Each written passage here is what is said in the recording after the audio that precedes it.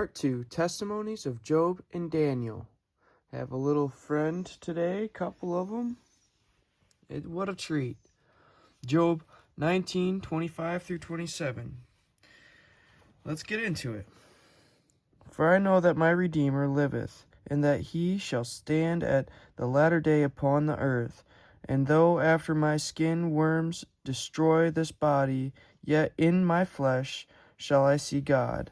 And so there is a reference for this verse, and I would love to take us to it, and it's in 17:15. As for me, I will behold thy righteousness, thy face in righteousness.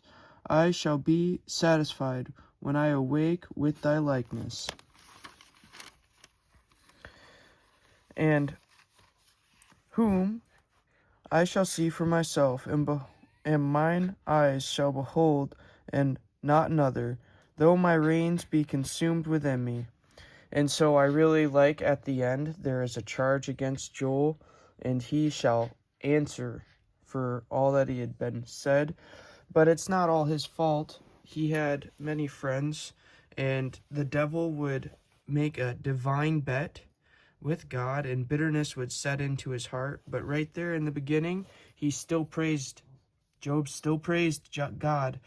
And so that would be important. And it would be the friends and the reflection of their heart and understanding that would at first try to help him, but convict him through time, changing that perspective that would lead to him feeling that his friends had turned against him.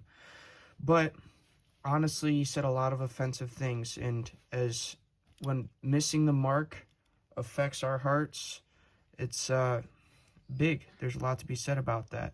And so actually, the last verse, the reins be consumed within me, it makes me think of James 3:2. So I'll go ahead and take us to that.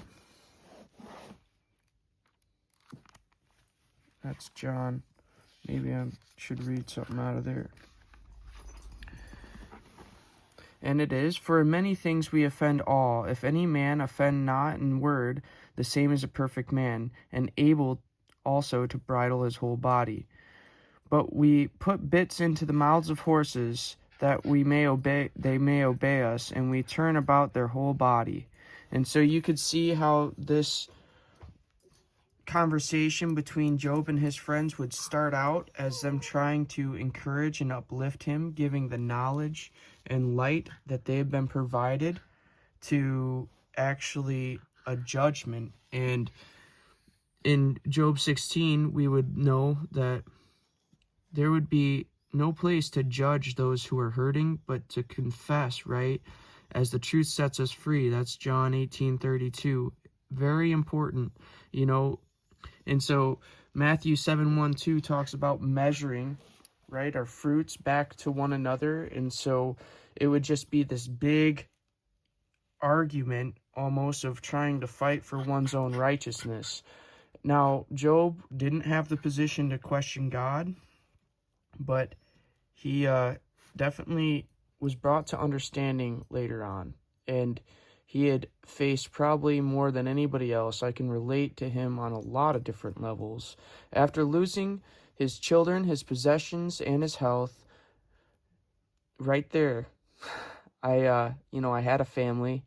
I lost it. I had many possessions, and they would be taken. And then even health, down to a mental clarity, I would struggle with on many levels.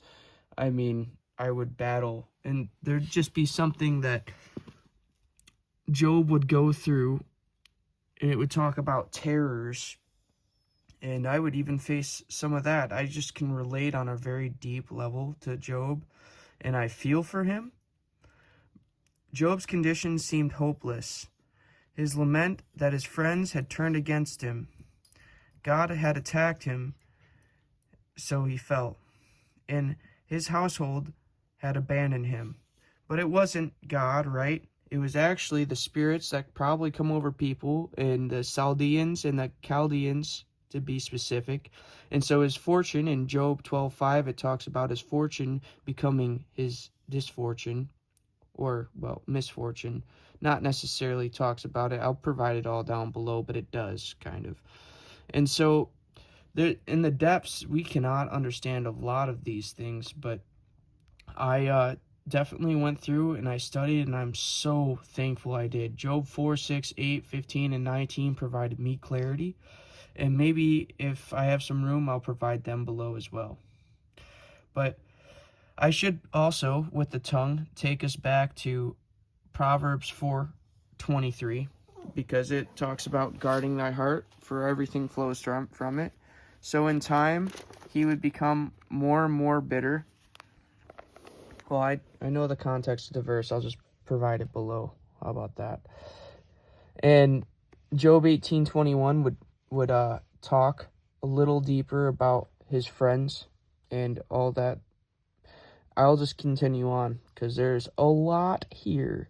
But I wanted to get into something about the two-edged sword, right? Hebrews 4:12, it talks about the truth piercing the joints, the bones, and the marrow. And in Job 21, 24, and 25, we could see like just symbolic connections everywhere. And so Ephesians 6:17 talks about the helmet of salvation and the sword of the Spirit being the word of God.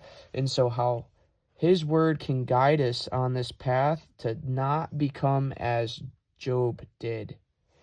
We have the privilege of a building and a church. And so in one of the chapters, Job 23, 3 and 7, he wishes that there was a building that he could plead his case to.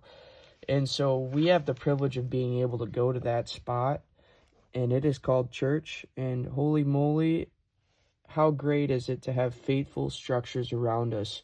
Job had faithful structures around him, but he was just not ready for it yet. You could lead a horse to water, but you can't make it drink. Suddenly, in the middle of his lament, Job proclaimed that his living Redeemer would one day stand upon the earth, and that Job would see God with his own eyes. How marvelous would it be? Really cool, the reference we made today.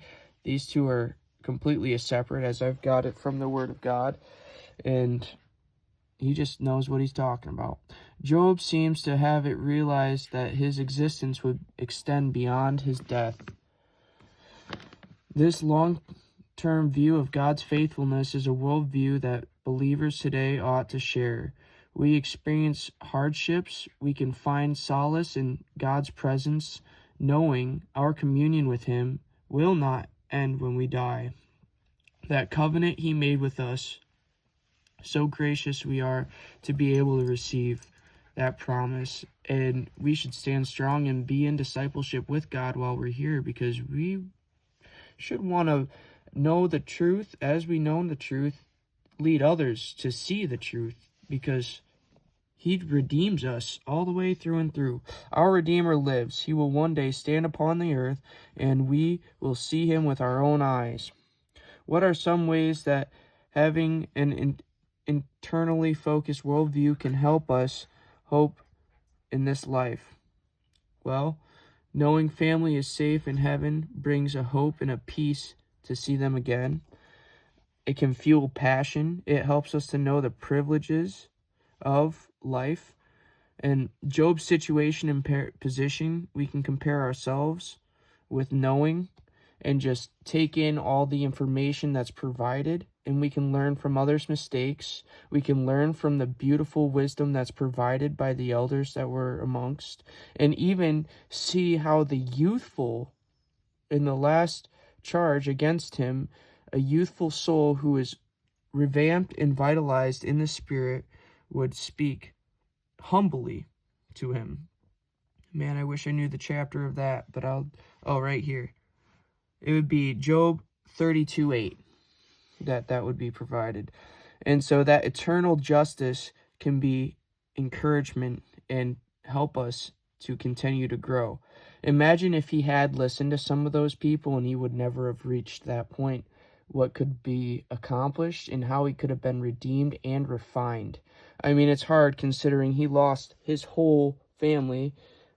We're talking 7 boys and 3 children, and his possessions, all of his animals stolen, his house fallen. I mean, and even what some would probably consider shingles now, a painful virus. I mean, the charges against him, though, I thought this was worthy of noting. His position and high stature kept him from seeing probably some things that he missed. So, like a widow and a child may have suffered, but how many others did he provide for, right? Well, there's just a lot of reasons for this, but most of it stemmed from the devil, his jealousy, and how those spirits would come upon other people and cause him much anguish. And so, thank you guys for tuning in. You guys have a great day. Like and subscribe.